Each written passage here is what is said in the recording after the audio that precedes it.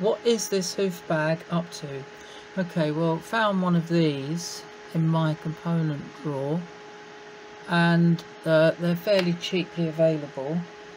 But what I have been using, which is much better, if I can find the damn things.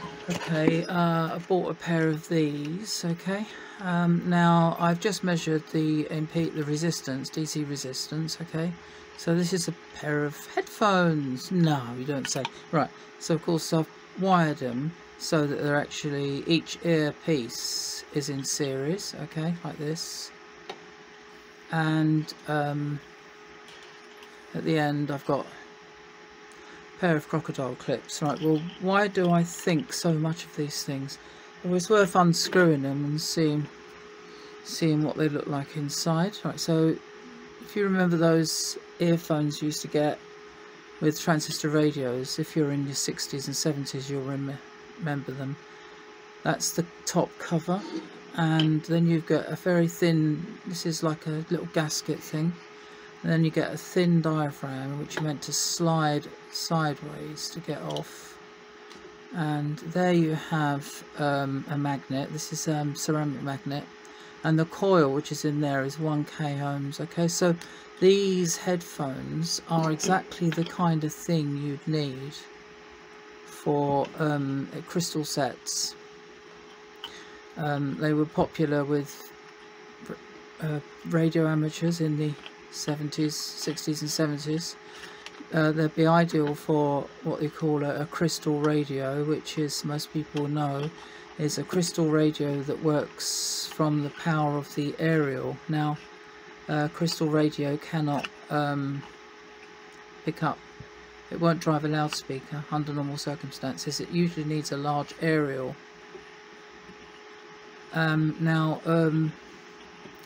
You can't get these at all. They're very rare. And even better are these types, which is, well, obviously we've got a breakage. I mean, considering they're probably 70 or 80 years old. Sterling, London. This is typical of the kind of transducer headset that would be used on a crystal radio. Similar sort of thing. Open this up. These are 4,000 ohms.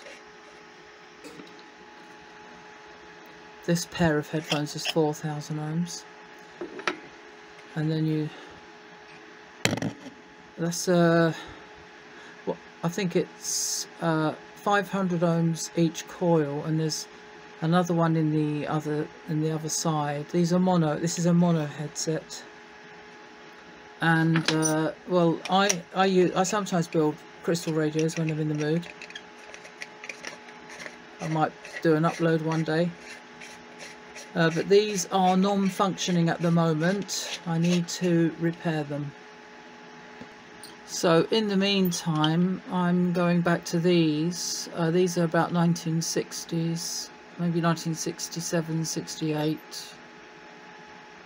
Made in Japan, and they are not as good as the sterling ones, but they certainly are very close to it. So of course, getting back to this crystal headphone that I've got, I'm just making some connections, soldering, because the crystal earpiece which I showed earlier on the connection, to make it more secure. If it'll go on, may not, but we could only try.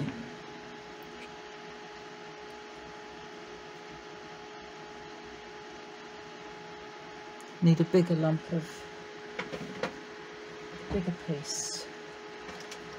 Let's try this stuff, that looks more likely to work.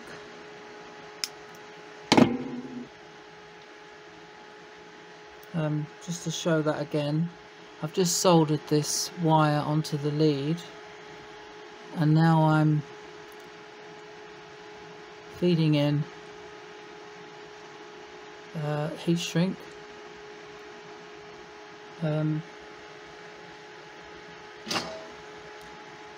can be done with a soldering iron, or an even neater job is to use a crack pipe glow lamp. There we go. But to show those again, that's these. These are available. At least I saw a set a few years ago. So the reason why I use these, this is a one transistor fuzz that I sort of dreamt up, designed through experimentation. And it's obviously, what's happening there is I've got the guitar connected to this capacitor. Just a moment, I need a pointer device. Right, this is a alligator clips coming from the guitar, which is there. Okay, well, you know, I don't need to show the guitar because I've done it many times. We've got the input capacitor, and then which actually cuts out a lot of the bass low frequencies.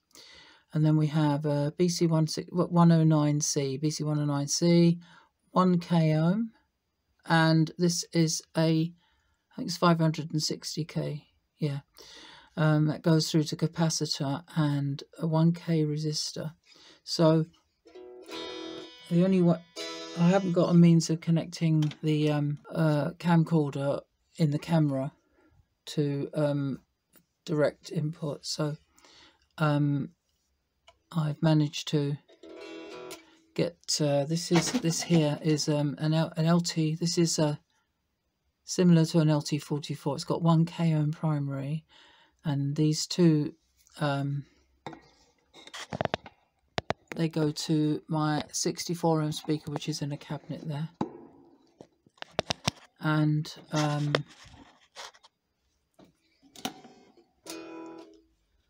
if I pull this wire out here, and so what's happening now is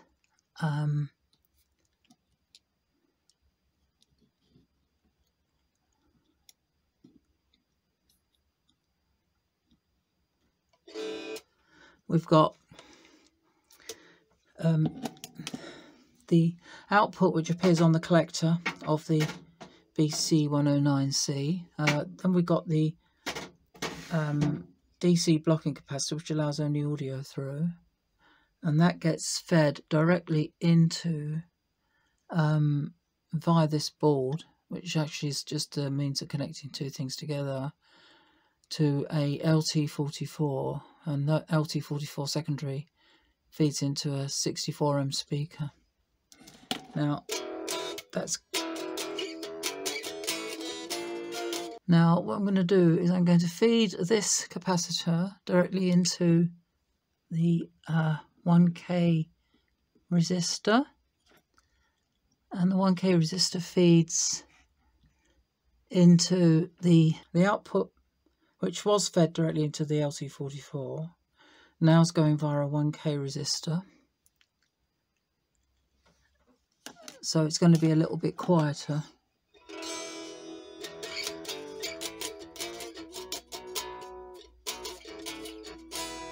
This is what I'm trying to do. I'm attempting to build something called, well, it's just a one transistor fuzz preamp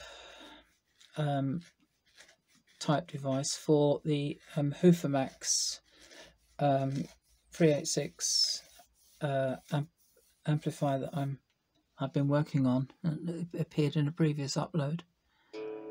Now if I put these are BAT42s, which is Schottky barrier diode, and they've got a forward voltage drop of about 200 millivolts as opposed to 600 for a general purpose silicon diode.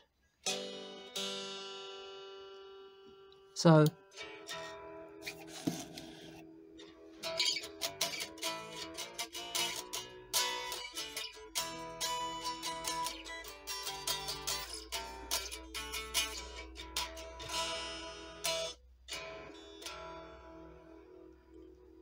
Now, one of my methods that I prefer to use, if I switch this light off, you can see that the LED is glowing there. Okay, it's quite obviously glowing. Now, electronic circuit designers don't usually use this method for whatever reason. Now, I've chosen it because you get approximately half a volt or 1 volt drop, voltage drop equaling about 1 volt or thereabouts, which you do need. And what happens is you have a capacitor at the end of the circuit which provides DC stabilization. Now, one important point is it mustn't be any more than 33 microfarads is perfectly adequate, but I use 47, and 47 is the maximum. I think that's a 47. Yep, that's the maximum capacitance you can use in a circuit like this, using the LED as a voltage dropper, volt drop. Now, if you use any more than that actual value, it destroys the LED. I mean, for example, I once tried a red LED voltage drop system with a 100 microfarad capacitor, and it didn't like it very much. So what will happen there is you'll get just a quick flash of the as I plug the capacitor in. Oh, well, it didn't happen. It's in the wrong place. There we go.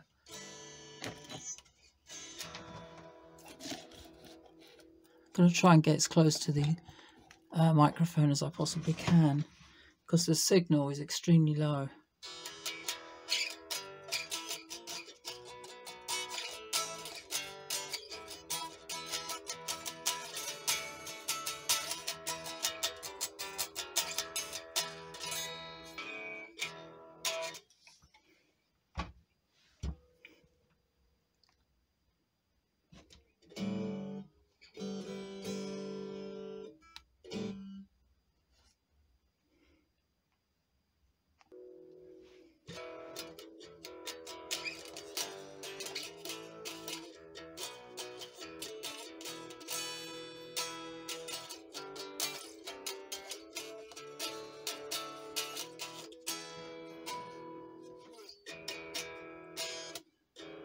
What I've done there is I've just replaced the two BAT42 diodes, which are Schottky barrier, with standard diodes of 0.6 volts forward drop, and you're getting a driving speaker a little harder.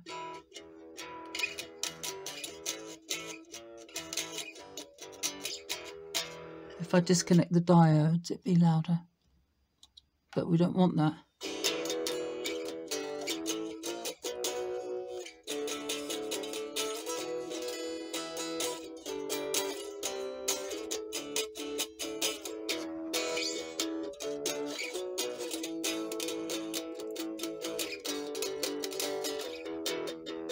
Diodes back. Slightly lower volume.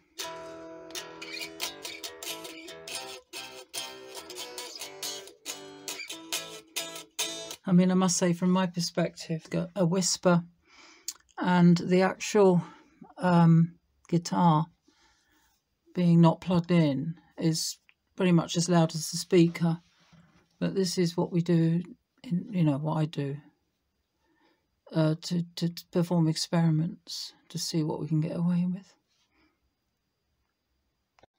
Oh, well, one of the things I was trying to explain in my previous, a little while ago, I did a movie.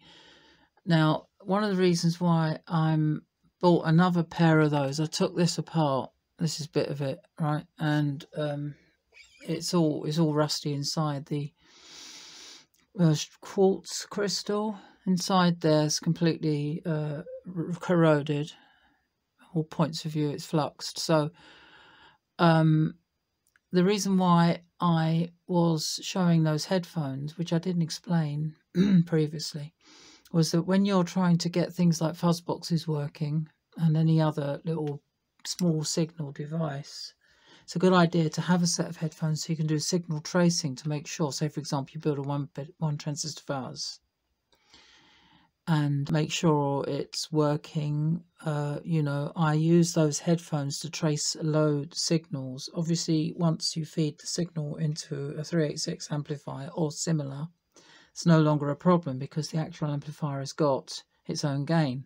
So it's just using the signal from the fuzz box to operate and produce an audio signal, an audio sound that comes out the speaker. Because I'm a bit strange, got mental needs and all the rest of it.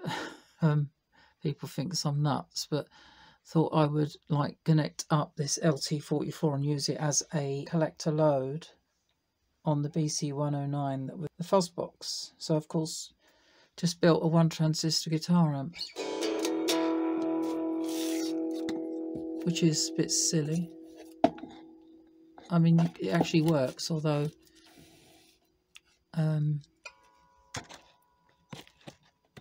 trying to get near the mic, get near the speaker to the.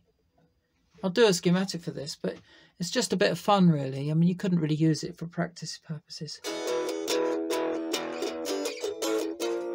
Of course, you can hear the guitar itself, just the strings. So I'll turn the volume down. That's the strings.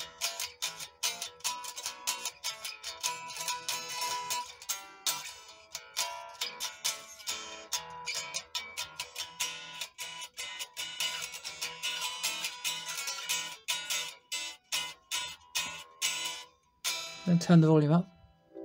That's the one transistor guitar amp driving a loudspeaker.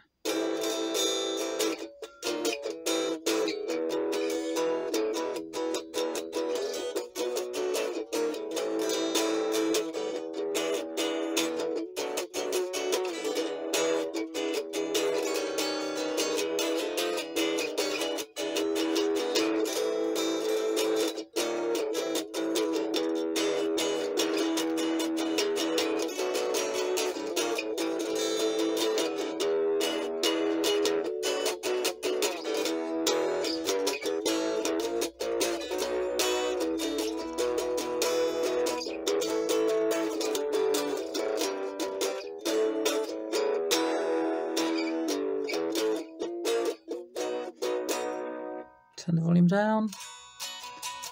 That's the sound coming out of the unamplified solid body guitar.